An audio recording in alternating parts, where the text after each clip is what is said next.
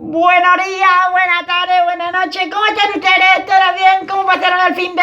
Está fresquito, llega el invierno, llegó el invierno. Bien, me llama el profe y me dice, ¿qué hace? Léele a los chicos y las chicas el cuento del gato con botas. Lo conocen de seguro. Contale la versión de Charles Perro. Hecho, así que comenzamos, a ver qué les parece. Dice así. Había una vez un molinero que antes de morir le dejó como herencia a sus 3 hijos todos sus bienes, que eran un molino, un asno y un gato.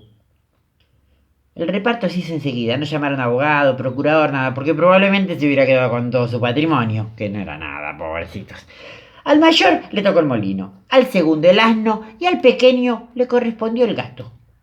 El hijo menor no podía consolarse de haber recibido tan poca cosa. Mis hermanos, decía, podrán ganarse la vida honradamente juntándose entre los dos. En cambio yo me moriré de hambre. ¿Qué hago? Me como el gato. El gato, que entendía estas palabras, pero que ponía cara de que no, le dijo con aire serio y sosegado. No se aflija en absoluto, mi amo. No tiene más que darme un saco y hacer un par de botas para mí, por los matorrales, y ya verá que su herencia no es tan poca cosa como cree. Aunque el amo del gato no puso mucha esperanza en él, lo había visto valerse tantas veces de las tretas para cazar ratas y ratones, como cuando se colgaba con sus patas traseras o se escondía en la harina haciéndose el muerto, que no perdió totalmente la ilusión de que lo socorriera en su miseria. En cuanto el gato tuvo lo que había solicitado, la bolsa esa y las botas, se calzó rápidamente las botas y se echó el saco al hombro, tomó los cordones con sus patas delanteras y se dirigió hacia el coto de casa donde había muchos conejos. Puso, salvado, hierbas dentro del saco, se tendió en el suelo como si estuviera muerto y esperó a algún conejito poco conocedor de las trampas de este mundo para que viniera a meterse en el saco para comer lo que él había echado ahí adentro. Apenas se recostó, tuvo la primera satisfacción. Un distraído conejito entró al saco. El gato tiró enseguida de los cordones para atraparlo y lo mató sin compasión. El gato, muy orgulloso de su presa, se dirigió hacia el palacio del rey y le pidió a los guardias que lo dejaran entrar para hablar con él. Le hicieron pasar a los aposentos de su majestad y después de hacer una gran reverencia dijo: Majestad, aquí tenéis un conejo de campo que le manda el marqués de Carabás. Es el nombre que se le ocurrió para su amo. Me ha encargado ofrecérselos de su parte. Dile a tu amo, contestó el rey, que se lo agradezco y que me halaga en gran medida. En otra oportunidad fue a esconderse a un campo de trigo con el saco bien abierto. En cuanto 2 perdices entraron en él, tiró enseguida de los cordones y las cazó a los 2. Enseguida fue a ofrecérselas al rey, tal como había hecho con el conejo de campo. Una vez más el rey se sintió halagado al recibir a las 2 perdices, y aunque ordenó que le dieran de comer y de beber, además le dio una propina. Durante 2 o 3 meses el gato continuó llevando al rey de cuando en cuando las piezas que cazaba y le decía que se las enviaba a su amo. Un día el gato se enteró de que el rey iba a salir de paseo por las orillas del río con su hija, la princesa más hermosa del mundo, y le dijo a su ama: si sigue mi consejo, podrá hacer una fortuna. No tiene más que bañarse en el río en el lugar en el que yo le indique, y cuando se queda ahí quietito, ¿Sí? Pero recuerde que ahora es el marqués de Carabás. Ya no es más un pobre molinero, recuerde. El marqués de Carabás hizo lo que el gato le aconsejaba, sin saber con qué fines lo hacía. Mientras se bañaba, pasó por ahí el rey, y el gato se puso a gritar con todas sus fuerzas: ¡Socorro! ¡Socorro! ¡Se ahoga el marqués de Carabás! Al oír los gritos, el rey se asomó por la ventanilla y, reconociendo al gato que tantas piezas de caza le había llevado, ordenó a sus guardias que fueran enseguida al auxilio del marqués de Carabás.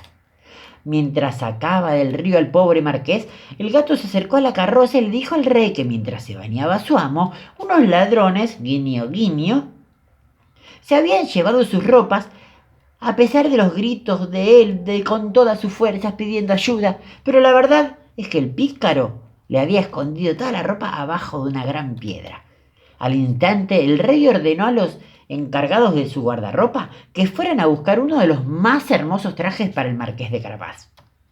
El rey le ofreció 1000 muestras de amistad, y como el hermoso traje que acababa de darle realzaba su figura, pues era guapo y de buena presencia, como yo, nadie. La hija del rey lo encontró muy guapo y agradable. Y así fue que, en cuanto el marqués de Carabas le dirigió 2 o 3 miradas muy respetuosas y muy tiernas, ella se enamoró perdidamente de él. El rey quiso que subiera a la carroza y los acompañara en su paseo. El gato, encantado al ver que el plan empezaba a dar resultados, se adelantó a ellos. Cuando encontró unos campesinos que segaban un campo, les dijo: oigan, buena gente, si no dicen al rey que el campo que están segando pertenece al marqués de Carabás, seréis hechos picadillos como carne de pastel. Al pasar por ahí, el rey no dejó de preguntar a los segadores a quién pertenecía ese campo que estaban segando. Entonces dijeron: estos campos pertenecen al marqués de Carabás. Respondieron todos a la vez, y estaban asustados con la amenaza del gato.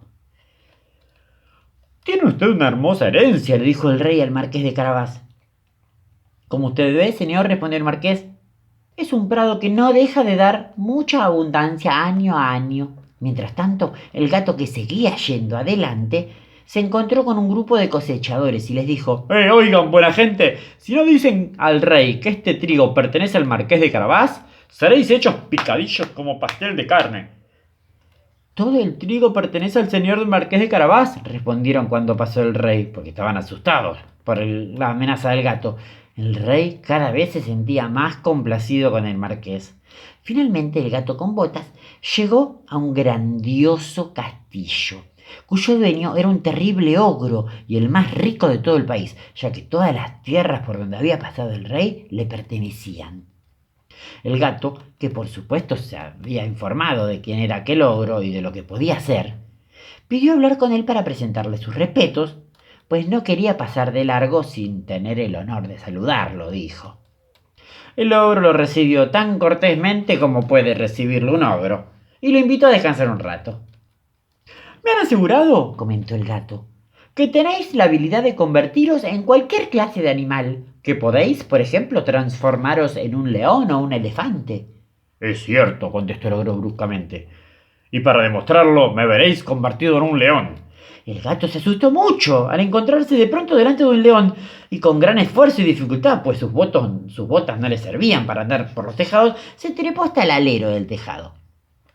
Un rato después, en cuanto el gato comprobó que el ogro se había transformado otra vez a su aspecto normal, bajó del tejado y le confesó que había pasado mucho miedo. También me han asegurado, dijo el gato, que sois capaz de convertiros en un animal de pequeño tamaño, como una rata o un ratón, guiño, guiño, aunque debo confesaros de que me parece que eso es imposible. ¿Imposible?, dijo el ogro, ya lo veréis. Y mientras decía esto, se transformó en un ratón que se puso a correr por el suelo. El gato, en cuanto lo vio, se arrojó sobre él y se lo comió. Mientras tanto, el rey, que pasó ante el hermoso castillo, quiso entrar a él. El gato, que había oído el ruido de las carrozas que atravesaban el puente levadizo, corrió a su encuentro y saludó al rey. «Sea bienvenido, vuestra majestad, al castillo del señor marqués de Carabás». «Pero bueno, señor marqués», dijo el rey, «este castillo también es vuestro. ¡Qué belleza del patio! Y los edificios que rodean son tan magníficos. ¿Pasamos al interior?» El marqués de Carabás tomó de la mano a la princesa y siguieron al rey. Entraron en el majestuoso salón donde los esperaban unos exquisitos manjares que el ogro tenía preparado para obsequiar a unos amigos suyos que habían de visitaros ese día, pero los amigos del ogro no creyeron conveniente acercarse al castillo porque sabían que estaba por ir el rey.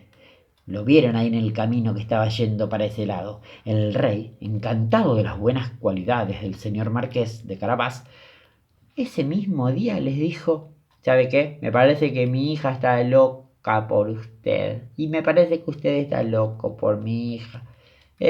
Solo depende de usted, señor marqués, que sea mi yerno».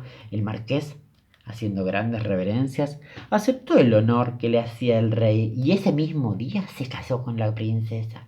El gato se convirtió en un gran señor y ya no corrió más detrás de los ratones. Solo lo hacía por diversión. ¿Les gustó? A mí también. Adiós.